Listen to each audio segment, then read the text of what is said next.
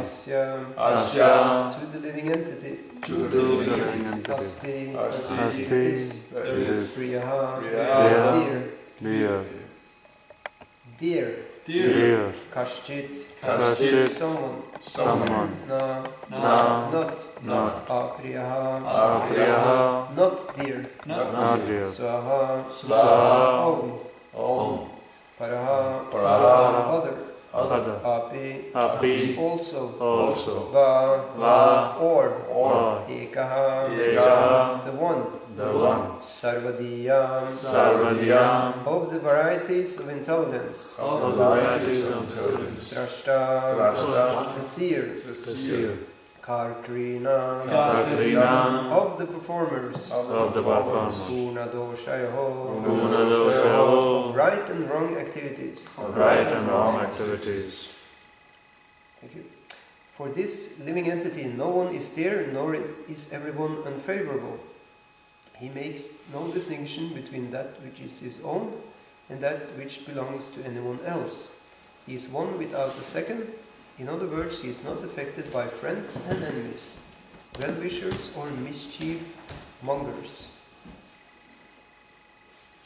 He is only an observer, a witness of the different qualities of man. Purport. As explained in the previous verse, the living entity has the same qualities as the Supreme Personality of Godhead. But he has them in minute quantities because he is a small particle. Thank you, bro. Sukshma, whereas the Supreme Lord is all-pervading and great. For the Supreme Lord there are no friends, enemies or relatives. He is completely free from all the disqualifications of ignorance that characterize the conditioned souls. On the other hand, he is extremely kind and favorable to his devotees. And he is not at all satisfied with persons who are envious of his devotees.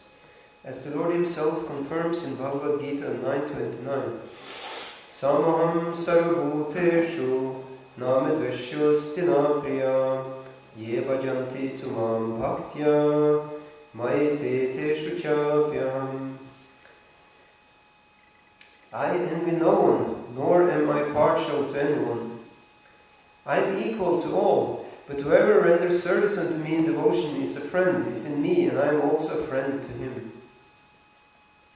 The Supreme Lord has no enemy or friend, but he is inclined toward a devotee who always engages in his devotional service.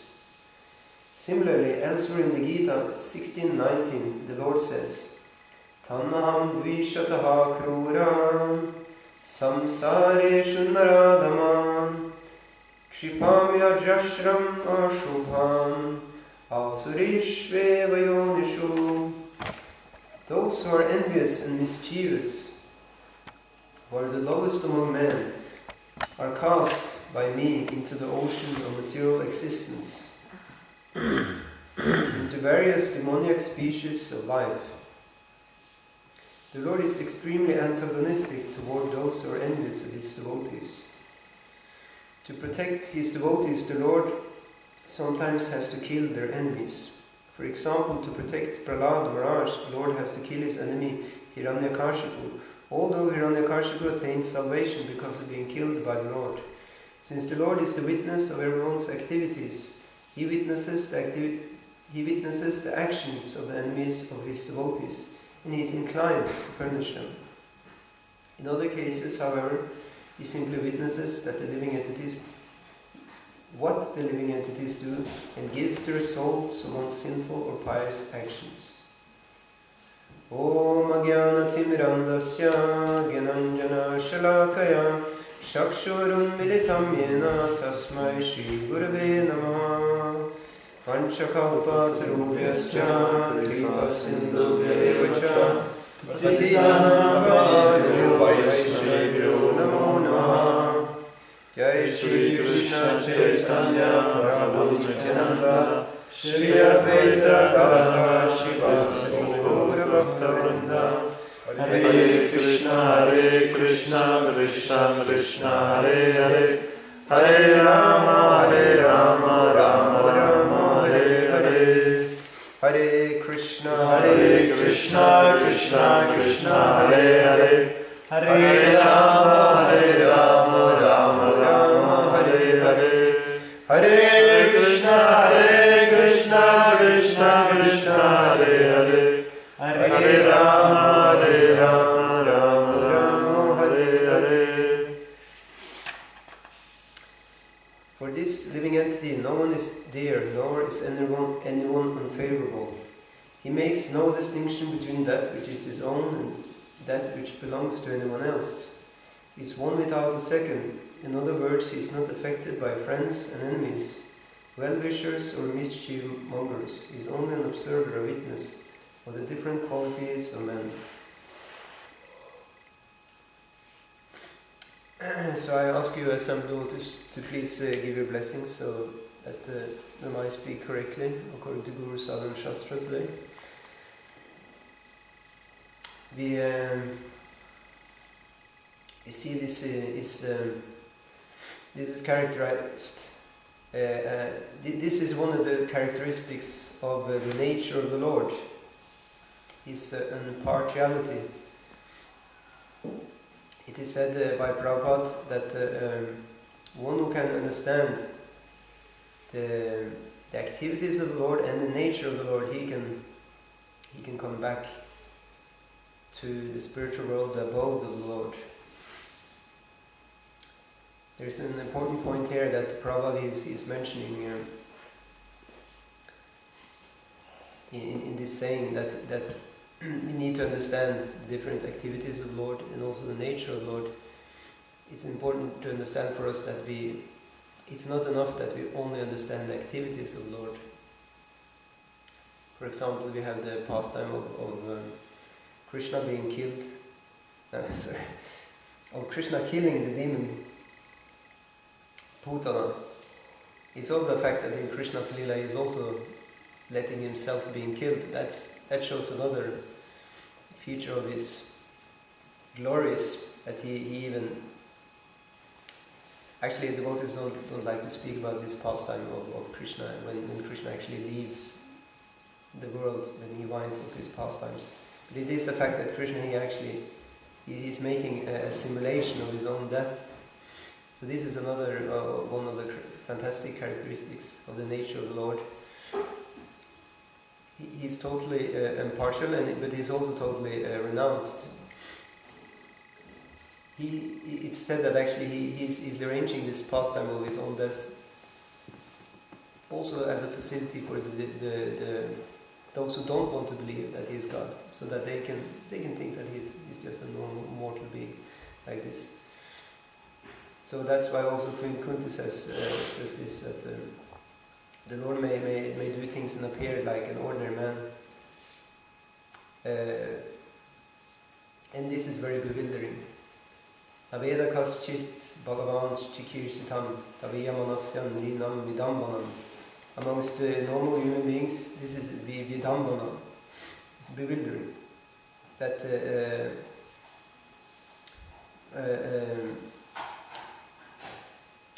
Nayasya kaschit bhagavans chikirsitam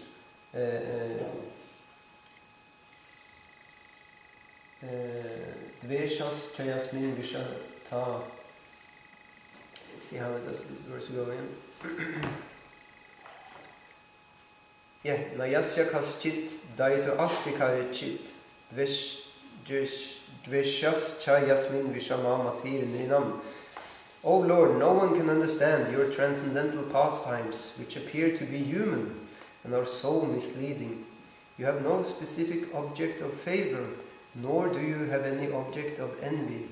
People only imagine that you are partial. So here we have an important point here. This Vishama, partiality, that is a mati nrinam. Mati means what is a conception of the nrinam, of the human beings. We may think, looking at the Lord's pastimes, from an external point of view, that he's a human being and he's apparently favorable and unfavorable to different persons. But actually he is not this we will get into. So back to this instance I'm talking about, the Putana pastime, where Prabhupada he comments that those who can understand the activities of the Lord and the activities and the nature of the Lord, they can go back to Godhead. So now back to this, it's important that we understand, it's not enough just to understand the activities. For example, we may have heard this activity of Krishna killing Putana so many times, but still the love of Godhead may not have been stirred up in the heart of reading that pastime. Now it's not enough just to recount the activities of the Lord, although that is of course good and purifying. But we can just see that it's not enough. Like every Janmashtami, we may hear so many pastimes of Krishna. His killing of Putana, killing of Kamsa, how he protects his devotee Arjuna by also showing his greatness, that even he can break a promise just for protecting his devotee. That's another sign of his impartiality. That he had promised to Duryodhana that he came to the side of Arjuna. Actually, this is also another sign of his impartiality. There are so many signs in Krishna's Leela of this, where he shows his impartiality, his neutrality. Because he gave both Duryodhana and Arjuna had the option of choosing Krishna on his side. So Krishna is totally impartial. He said, Duryodhana can also have me on his side. Although Duryodhana was sin personified, he was clearly the worst demon at the time. But Krishna, he was totally neutral. I can be on the side of Duryodhana if Duryodhana wants. But Duryodhana, he chose to have Krishna's army instead. And then Arjuna, he got Krishna on the side of the Pandavas. But there was a promise that Krishna made there that he should not take part active in the fight. He should just he should just be on the side, taking helping Arjuna. So he was Arjuna's charioteer. But still he broke that promise when Arjuna was about to be killed by Bhishma. Then Krishna he went and he took one chariot wheel, and he rushed towards Bhishma to kill him in order to protect Arjuna. So, but still, actually, we may hear these pastimes, but if you actually don't really get into pondering about this, reflecting about this, taking them deep into our heart and making them a part of our own personal meditation in our day-to-day life, this meditation has to become so solid that it will be more solid than whatever material meditation we may have. There are so many dualities in the material world. This thing happened, that thing happened, now it's cold, now it's warm. This meditation on Krishna has to become more solid than the apparently very important material meditation. Food is cold, food is hot. Too much food, I got too little food. I'm sick, I'm healthy. This seems to be very solid for us now, very, very solid. But actually Krishna's pastime should be more solid than this. This should actually appear more like a dream. And what is now more like kind of not very tangible, Krishna's pastime, they should be totally solid. This is actually what is supposed to be the thing. So that's why it's not enough just to... It's a reason why Prabhupada says those who meditate, those who understand the activities, the nature and activities of the Lord, is a reason why Prabhupada mentions two things. It's not enough just to understand the activities of the Lord. We also have to understand the nature of the Lord. Because by really understanding the nature of the Lord, then we can actually really get a very, very deep desire to actually want to get back to the Lord and really end our material hang-up. So what is the nature of the Lord? That is a very, very important question. So Krishna is showing that he's he's actually shown this impartiality. And then the example is there with the Putana pastime. Now Putana, she was a demon. She was a witch, but Krishna, his nature is that whoever wants to serve him, even though it's a demon, Krishna will accept that. And that is so merciful. We can just look at our own lives. If someone is a real demon, a killer, and comes to me and wants to render me some service, I would not like that. I wouldn't like to see that person. I would be angry at that person. I would feel repulsed and like, please just get away, get out of my life, like this. But Krishna, no. Here comes Putana. She's famous as a witch who is killing so many children, and Krishna just, okay, you want to play my mother? You put poison on your breast, and you want me to suck that breast? I take this as a motherly service. This is quite what do you call it? Quite magnanimous attitude. Yeah, like if I would accept the service of a demon killer, he's serving me poisoned food, and I would say, okay, some or other, you're doing some service. It's poisoned food you're serving, but okay, at least there's some services there, and I'll eat it. No. But Krishna, he does this. This is his amazing personality of Krishna, amazing, magnificent personality he has. So this is the kind of meditation we need to have, not just here in the Putana pastime.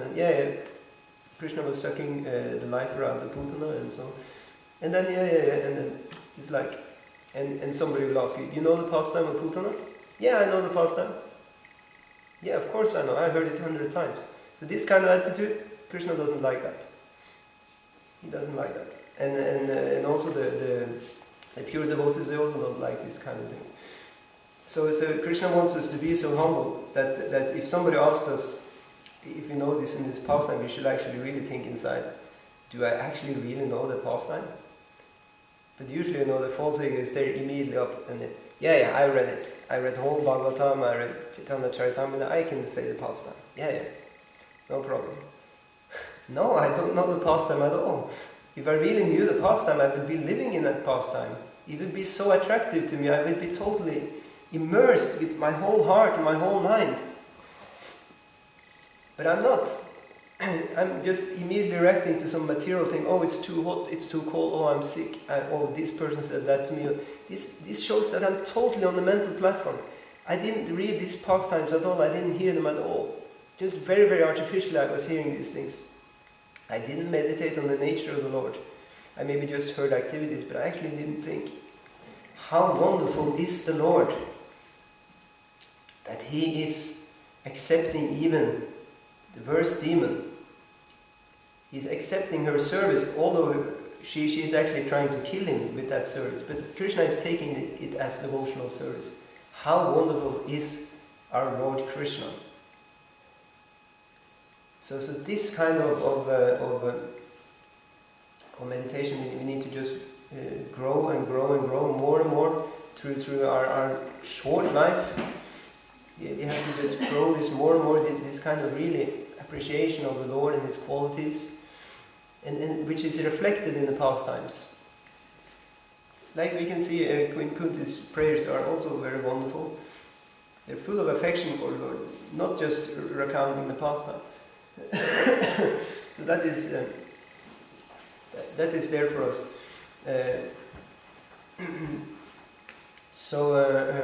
Otherwise, it will take longer time. It is purifying that we read and hear about the Lord, but it will take longer time. It will take a very long time. We will probably not get success in this life if we don't get more serious in our personal meditation on the Lord like this. We have, of course, this tendency here in the West to be very, very technically oriented, and it's actually all just remnants of the Mayavadi background we come from.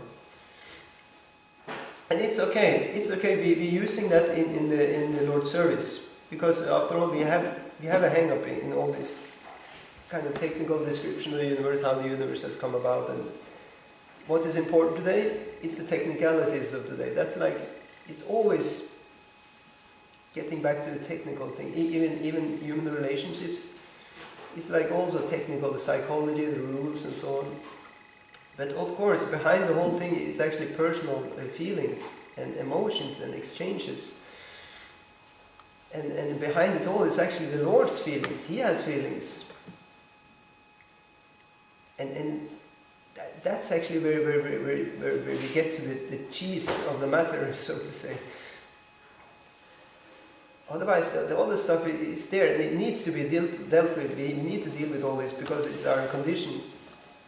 So that's, but we need to also have the concept that we need to get to the cheese of the matter, like, what is actually the place where the juice is. It's actually the loving exchanges which takes place between us and other living entities.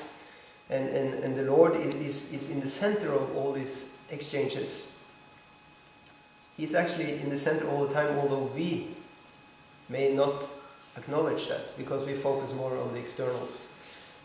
But actually that is the only reason why the Lord is actually very present in every atom. As said in the previous verse also, He is the most sukshma, He is the small. No, He's also the smallest and also the biggest. He's andantarasta paramano chayantarastam. He's situated inside a small atom. Why does it bother being in the small atom? Because He's the center of all activities. That's why He bothers to be there. He's paying attention to His jivas activities. That means that whatever we do, He's actually, he is actually, He's caring about that. And we also are caring about that in our spiritual position. But when we care more about the externals, it's all like a dream. That's why it said so many verses in Bhagavatam, it said like this: because we are in this dreaming condition, we consider somebody to be our friend, somebody to be our enemy, and somebody to be neutral. But there is a verse saying just this, that but this is all just because we have identified with the material body, because we're influenced by the energy of Maya. Maya samoito jiva atmakam triguna. How is this again? Atmanam triguna atmakam. Yeah, thank you. We think we're composed of the three modes of material nature. So to overcome this, we have to take to devotional service. Beginning with sadhana bhakti is going to regulate us to get to the mode of goodness. That's the first concept you have to do. And in the mode of goodness, then we can actually start reading the Srimad Bhagavatam with attention and start reflecting on these things we are reading. And then we also need to understand this, that there's no... It's just not another day like this. Oh, another day. No. This is Krishna has designed the whole day for us. It's already laid out what is going to happen today. The demigods are in their different positions with their planets. What is going to happen today is already laid out. So that's the reason why Vedic astrologers, they can actually see what's going to happen according to our birth and according to the specific time in the universe right now. So it's not just another. Every day is super special and arranged, designed by the Lord via His devotees. It's a school day. It's a day at school for us every day now. And so that means the Lord has some teachings today, and He's going to see how we're going to pass the teachings, how we can practically apply the theory that we're all the time reading and discussing. Now he wants to see that practiced. That's why it said that the real actually Krishna consciousness is only 10% Krishna Katha, and it's actually 90% behavior, practical behavior. So that's why all the time we have to focus on, we have to change our character, our personal character. we have to all the time be very observant to our own actions and way of thinking, way of speaking, and that should be our focus rather than the externals and other people's acting, thinking, feeling. That way we will make the most quick progress with this kind of attitude. When we have the other kind of attitude to look to externals, this is my friend, this is my enemy, and so on, immediately we should try and shut up the mind and get back to the serious business, the real business, which is our own character reformation. Because otherwise we immediately lose track. The senses are so flickering, and the mind is also so stupid that it just immediately focuses on something else, and then our whole intelligence is lost on that kind of objects. On other objects, the mind is just focusing, then we've forgotten actually the real important things, which is actually our purification of the heart. So thank God that we can have the association of devotees. And we should always view it like this. It's always the other way around than what the mind thinks. The mind is crazy. It has a name called Mada. It is like a drunken person. We can never listen to the mind. It always is wrong. The mind is always wrong. It's simply always wrong. If the mind has a bright idea, we shouldn't listen to it. We should listen to the intelligence, which is guided by the super soul. Otherwise, we will always go the wrong path. This mind is the worst enemy of the conditioned soul. And we can only make it our friend by really engaging in devotional service under the guidance of senior devotees. This also comes to the point of that also the main thing in devotional service is obedience to superiors. Because the superiors, they are superior to us. We just have to always be humble and just be like this, yes sir, I'll do it. The mind will always come, or very often it will come and say, no, I have a better idea. But then that doesn't matter. Even if I'm right, it doesn't matter. Because the task here is to make me humble. That's the task at hand which we want to accomplish. We're not interested even in making it materially correct. That's not actually the objective. The objective here is to be obedient and be humble to the Lord's devotees. That's what we want to achieve. We don't want to achieve in material perfection. We may suggest, oh, maybe materially it will work better like this. But even if our superior said, no, this is just for us to learn to be humble, that's the real thing we have to learn. Do I think I will get back to Krishna's abode by making it materially perfect? No. That's what all the materialists and Mayavadis are doing 24/7. They're into making everything materially perfect, and they don't get back to God. So that's why we see the devotees may have apparently so many faults, but this is actually Krishna's arrangement. We shouldn't be hung up in the material perfections. So one may easily find so many faults in the devotees, but actually that's just a sign of their humility. Krishna is actually, he's covering so that other people cannot see actually the glories of the devotees. And then the devotees also will not be so glorified by others. And that will keep them humble. That's also very good. So, and it doesn't matter because after all, I'm not this material character anyway. Nobody knows who I am. Nobody can see me. This is Jadabara speaking in Bhagavatam. The king is Rahugana is saying some. He's like blaspheming Jadabara. The Bharat says, I'm not. He says, oh, you look so weak. You cannot carry the palanquin properly. But actually, Jadabara, he was quite muscular and strong. He said things like this. And then Jadabara says, I'm not muscular and big. I'm also not very thin and feeble. I'm nothing of this. I'm not the body. And I'm not fat. I'm not thin. I'm also not intelligent or stupid.